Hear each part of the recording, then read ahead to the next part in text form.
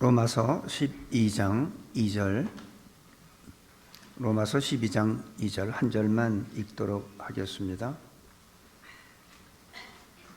너희는 이 세대를 본받지 말고 오직 마음을 새롭게 함으로 변화를 받아 하나님의 선하시고 기뻐하시고 온전하신 뜻이 무엇인지 분별하도록 하라. 아멘. 예수 믿는 그리스도인들이 사는 현 주소는 이 세상 한복판입니다. 뭐 산속에 들어가 사는 것도 아니고 어디 무슨 외딴 곳에 사는 것도 아니고, 기독교인들은 어디서 사느냐면 너희는 세상의 빛이라, 세상의 소금이라 그랬어요. 그래서 우리 기독교인들이 살아야 되는 현 주소는 이 세상 한복판입니다. 근데 이 세상에는 하나님을 믿지 않는 사람들이 너무나 많죠. 우리는 그들과 함께 일을 해야 되고 그들과 함께 호흡하며 같이 살아갈 수밖에 없는데, 문제는 그들이 살아가는 생각과 우리가 살아가는 생각이 다르다는 겁니다. 그들은 자기 중심적이죠. 왜냐하면 하나님이 없다고 생각하기 때문에. 그래서 그들이 살아가는 생각과 가치관이 하나님을 믿는 우리하고는 전혀 다릅니다. 오늘 이 주시는 말씀에 보면 너희는 이 세대를 본받지 말라고 합니다. 근데 많은 사람들이 이 세대를 본받죠. 세상의 유행을 따라가고, 세상에서는 자꾸 시대에 따라서 자꾸 진리도 바뀝니다. 유행도 바뀝니다. 그래서 여러분들 가정에 가보면, 옷장에 가보면 옷이 안 입어도 버리지 못하는 것들이 많이 있어요. 왜? 유행이 바뀌면 그때 또 입을까 하고. 넥타이도 남자들도 보면 가늘어졌다가 뭐 넓어졌다가, 양복도 단추가 2개 있다, 3개 있다, 4개 있다, 뭐 막 바뀝니다. 근데 세상 사람들은 그 유행을 따라가지 않으면 자기가 인정받지 못하고 소외된다고 생각을 하기 때문에 유행을 열심히 따라가요. 그래서 자기한테 맞든 안 맞든 관계없이 요즘에 다 동그란 안경이면 다 동그란 거 써. 또 작은 안경 할 때는 또 다 작은 안경만. 그게 왜 그래요? 그렇지 않으면 자기는 뒤떨어지는 거로 생각하기 때문에. 그런데 오늘 말씀은 이 세대를 쫓아가지 말라는 거예요. 이 세대를 본받지 말라는 겁니다.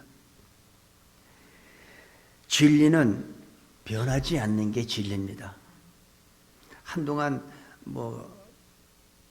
계란을 2개 이상 먹으면 안 좋다, 그거 먹으면 콜레스테롤이 높다, 이제는 또 그게 좋대요. 또 그게 세상의 시대에 따라 달라지는 진리고 법칙입니다.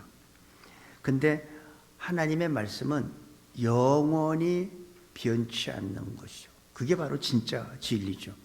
오늘 말씀을 보면 2가지가 나와요. 너희는 이 세대를 본받지 말라, 하지 말라는 거예요. 항상 이 성경 전체의 흐름을 보면 딱 크게 나누면 2가지예요. 하라는 것과 하지 말라는 것.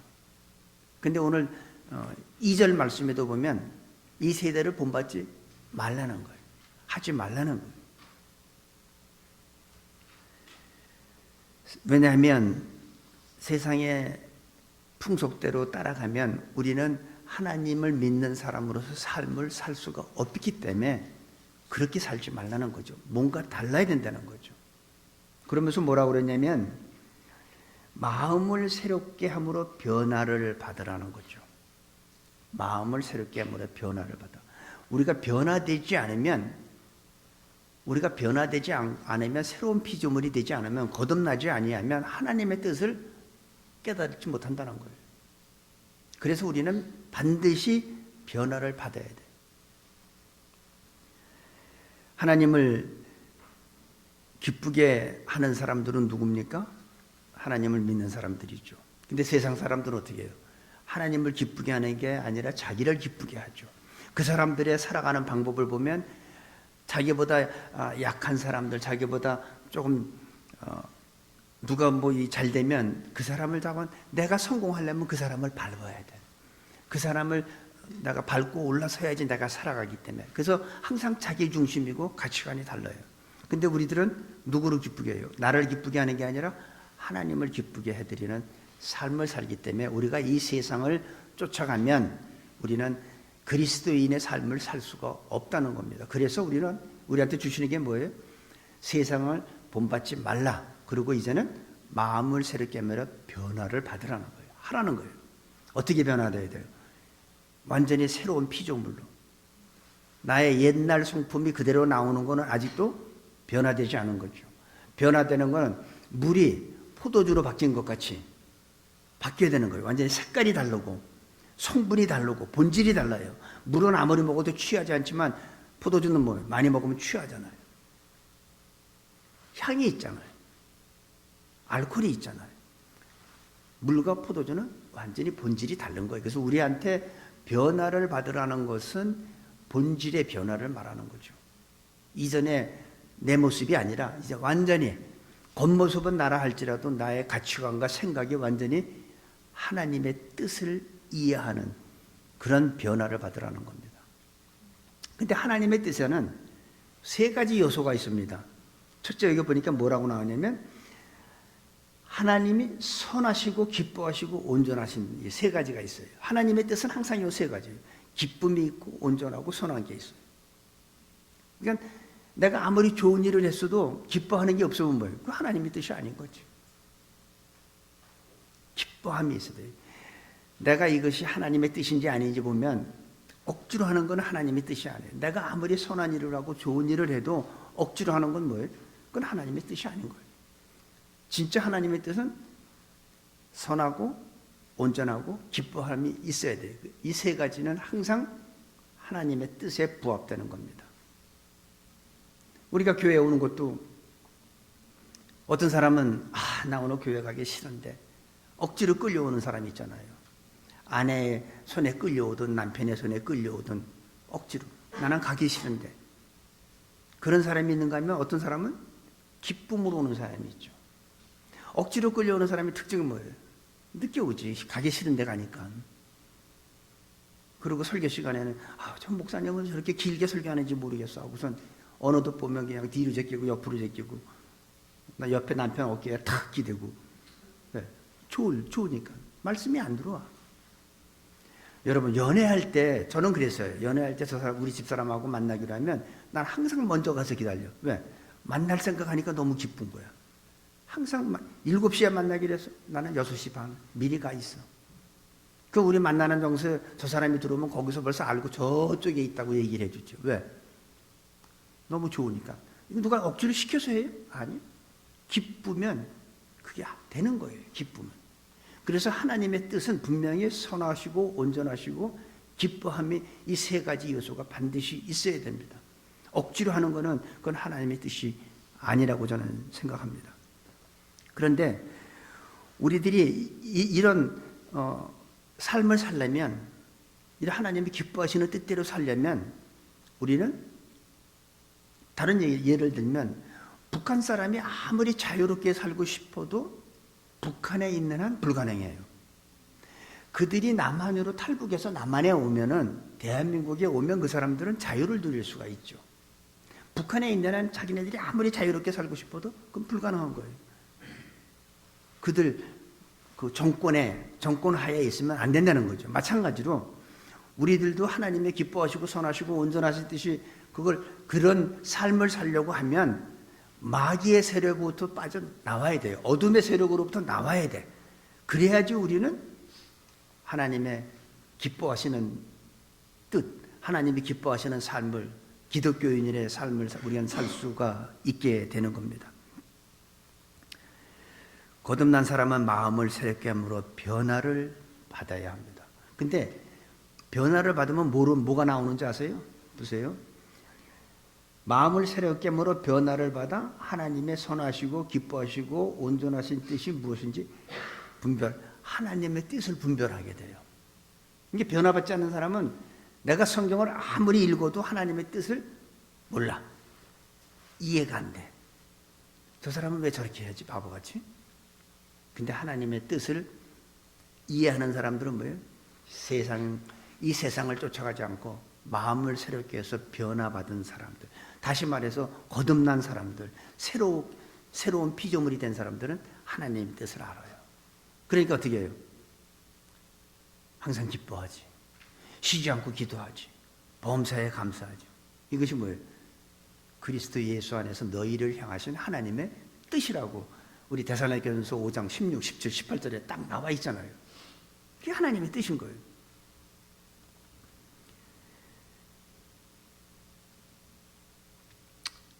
우리는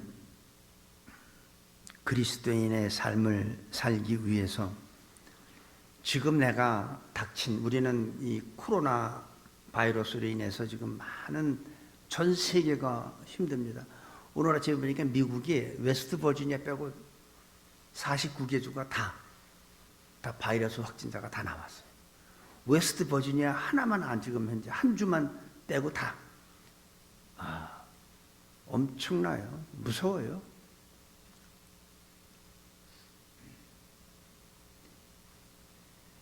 그러다 보니까 너도 힘들고 나도 힘들고 큰 기업들도 힘들고 소규모하는 영세상업자들도 힘들고 힘들지 않은 사람이 하나도 없어요. 여행사들은 다 문 닫은 것 같아요. 비행기 항공회사들도 뭐 이 나라에서 저 나라 가는 게 다 막혔으니 큰일이 났어요. 큰 회사는 크게 큰일이 났고 작은 사람, 작은 영세업자들은 작은 상태로 이제는 출퇴근을 안 해요. 다들 집에서 스스로 집에서 있어서 자기 직업에 따라 어떤 사람들은 컴퓨터로 연결해 가지고 온라인으로 일을 하는 사람들이 많이 있죠. 오늘 아침에 뉴스에 보니까 2주치를 먹을 것들을 집에 스탁해 놔야 된다고 그러더라고요. 근데 2주치 살 수가 있어요? 어떤 사람들은 화장지 하나 가지고 서로 싸우는 모습을 봤습니다. 뉴스에 그게 나오더라고요. 우리는 항상 살아가면서 어려운 일이 있고 고생이 있습니다. 그런데 고생하는 것이 문제가 아니라 나한테 기쁨이 있느냐 없느냐가 문제인 거죠. 여러분, 목적이 없는 사람들, 그걸 갖다 우리 뭐라고 그러죠? 방황한다고 그러죠. 학생들이 방황하면 어떻게 해요? 학교를 안 가잖아요. 학교 가는 게 목적인데 학교 안 가고 어떻게 해요? 한국말로 뭐 땡땡이 친다고 그러는데 방황하는 거죠. 인생도 마찬가지예요. 우리의 인생의 목적이 없으면 우리는 방황하게 됩니다. 안 가는 게 아니에요. 가기는 가는데 어디로 가는지 모르는 거죠. 그게 목적이 없는 거죠. 그래서 우리는 돈을 벌어도 목적이 있어야 돼요. 결혼을 해도 자녀를 교육시키는 것도 모든 것이 우리는 삶의 의미와 목적이 있어야 됩니다. 그게 뭐냐면 하나님의 뜻대로 하나님이 기뻐하는 대로 사는 것입니다. 이런 삶의 목적과 의미가 있는 사람은 하나님을 기쁘게 해드립니다. 그리고 범사에 감사하죠. 내가 지금 너무 힘들어. 그런데도 나는 기뻐. 왜? 이런 일을 통해서 내가 목적을 발견했기 때문에. 저는 오해는 하지 마세요. 여러분들이 혹시 나는 미리 준비 안 해서 지금 뭐 늦게 준비하는 걸 제가 책망하려는 게 아니라 TV 뉴스에 보니까 코스코든 뭐 월마트든 샘스든 이 줄이 어마어마하고 바깥에 카트가 없어요.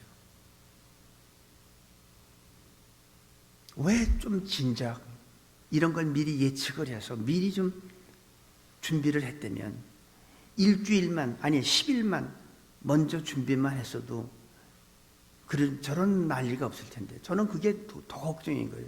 그 줄 서가지고 거기에서 옮길까봐 얼마나 앞에 줄 사람들이 띄엄띄엄 있는 것도 아니잖아요. 바로 나란히 있으면서 앞뒤 사람으로부터 나도 모르게 감염되면 어떡합니까? 그 저는 그런 걸 보면서 저게 더 위험하다. 저는 어떤 전에 한번 제가 얘기한 것 같은데 어떤 목사님이 자기 교인 성도 중에 한 자매님이 너무 위중한 가운데 병원에서 연락이 왔습니다. 오늘 마지막이니까 가족들하고 마지막 임종을 준비하는 게 좋겠다고. 그래서 그 가족들이 어떤 목사님을 그 교회 다니는 그 자매님이 다니는 교회 목사님을 초청을 해서 그 응급실에서 중환자실에서 마지막 임종 예배를 드리게 됐습니다. 이 목사님이 그 자매한테 오늘 당신을 위한 마지막 임종 예배를 드립니다. 이렇게 얘기를 하고, 당신은 오늘 이 세상을 떠나지만 당신은 당신을 치료하는 의사와 간호원 외에는 만나는 사람이 없을 거다. 찾아오는 사람도 없을 거고, 오늘 그리고 마지막 임종하는데 당신이 마지막 죽기 전에 해야 될 일이 있다. 내가 간호사나 의사한테 내가 전도를 하면 그들은 내 말을 믿지 않겠지만, 왜? 목사니까 당연히 하는 얘기겠죠 하고, 하지만 당신이 만약에 복음을 전한다면 저들은 예수님을 믿게 될 겁니다. 그랬더니 이 자매가 갑자기 얼굴에 웃더래요. 왜? 마지막 죽기 직전에 자기의 사명을 발견했기 때문에. 죽음이 오늘 와도 자기 사명에 있는 사람은 기쁜 거예요. 온몸에 주사 바늘과 호수가 꼽혀 있지만 이분은 오늘 마지막 임종 예배를 드리면서 기쁨이 있는 거예요. 그러니까 마지막 상황이 중요한 게 아니에요. 내가 지금 이 사람은 죽어가는 상황인데도 기쁨이 온 거예요. 여러분들 지금 현재 다들 이 코로나 바이러스를 얼마나 힘듭니까? 근데 기쁨이 있어요? 없죠. 왜? 걱정과 두려움이 더 많죠. 사명이 없기 때문에. 사명이 있는 사람은 두렵질 않아요. 기뻐요. 죽어가면서도 기뻐. 오늘 내가 지금 임종 예배 드리는데도 기뻐요. 그래서 목사님이 임종 예배 마치고 갔는데 자기 이제 호수 띠러 온 사람들, 주사바늘 빼러 온 간호원과 의사한테 얘기를 했대요. 예수 믿으라고. 예수님을 믿으면 평안이 온다고. 나는 좀 너무나 평안하고 기쁘다고. 그렇게 자기한테 온 의사와 간호원한테 그렇게 전도를 했답니다. 그런데 놀랍게도 이 자매님은 주사바늘과 호수를 뺐잖아요. 그러면 이제 그날 세상을 떠나야 되잖아. 안 떠났어요. 오히려 응급실에서 일방병동으로 옮겼어요. 왜? 하나님은 최악의 조건에서 최선의 축복을 해주시는 게 하나님입니다. 여러분들이 처해 있는 최악의 상황, 도저히 나로서는 할 수 없는 그 상황이지만 나한테 하나님을 기쁘게 해드리는 그런 사명이 있는 사람한테는 지금 응급실에 있는 중환자실에 있는 내가 일반 병동으로 옮기게 될 줄로 저는 믿습니다.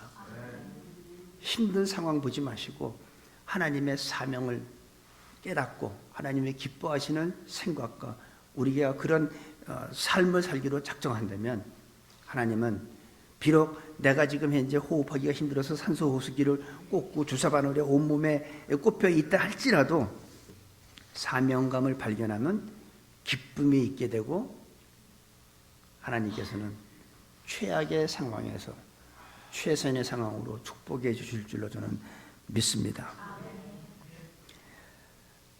우리 예수님은 항상 나한테 주어진 그 상황이 아주 안 좋은 상황이라도 항상 보면 최선의 상황으로 바꿔준다고 저는 믿습니다. 우리의 모든 실패를 바꾸어 축복으로 바꿔주실 줄도 믿습니다. 오늘 우리는 두 가지를 오늘 말씀을 통해서 했어요. 하나는 하지 말라. 세상 사람들이 하는 방법대로 하지 말라는 거예요. 세상 사람들은 이럴 때 이러한 방법을 쓰던데 그거 하지 말라는 거예요. 그리고 변화를 받아서 마음을 새롭게 함으로 변화를 받으면 그 변화되는 것도 하나님이 성령께서 도와주시죠. 그러면 어떻게 돼요? 나로 하여금 하나님의 뜻을 알게 해요. 선하시고 기뻐하시고 온전하신 뜻을 하나님께서는 깨닫게 해줄 줄로 믿습니다. 세상을 따라가지 말고 외롭고 힘이 들더라도 계속 그 사명을 받은 그 길을 가라는 것과 마음을 새롭게 하라는 것, 이것이 오늘 저는 우리한테 주시는 말씀이라고 생각합니다. 오늘 죽는 그 자매는 사명을 발견하고선 오늘 세상을 떠나는데 무슨 웃음이 나올 게 있겠어요. 그런데 이 기쁨이 나오는 거예요. 성령께서 그 마음에 기쁨을 주니까 이 사명감을 발견한 이 자매는 다른 거 한 거 없어요. 예수 믿으라고. 난 오늘 세상을 떠나지만 너무 마음이 평안하고 기쁘다고. 이 한마디 하세요. 그것이 중환자실, 응급실에서 일반 병동으로 옮기는 축복이 있는 것과 같이 여러분들 지금 상황이 인공호흡하지 않으면 살 수 없는 지경이라 할지라도 이런 하나님의 뜻을 깨닫는다면 지금 응급실에서 한 사람도 빠짐없이 일반 병동으로 옮기는 축복이 있을 것으로 저는 믿습니다. 이것이 하나님의 뜻을 발견하며 그 뜻대로 살라는 것입니다. 하나님의 선하시고 기뻐하시고 온전하신 뜻이 무엇인지 분별하라는 겁니다. 그것이 그리스도인의 삶 전부예요. 저의 삶이고 여러분의 삶입니다. 오늘 이 두 가지 하지 말라는 것과 하라는 이것을 깨닫고 우리 삶 가운데 적용할 때 욥에게 갑절의 축복을 줬던 그 축복이 우리 모두한테도 임하게 될 줄로 믿습니다. 아버지 하나님, 주님의 이름을 찬양합니다. 우리들이 세상을 본받지 말게 하시고 마음을 새롭게 하여 변화를 받아 하나님의 선하시고 온전하신 뜻이 무엇인지를 깨닫는 우리 모두로 축복하여 주옵소서. 감사하며 예수님의 이름으로 기도합니다. 아멘.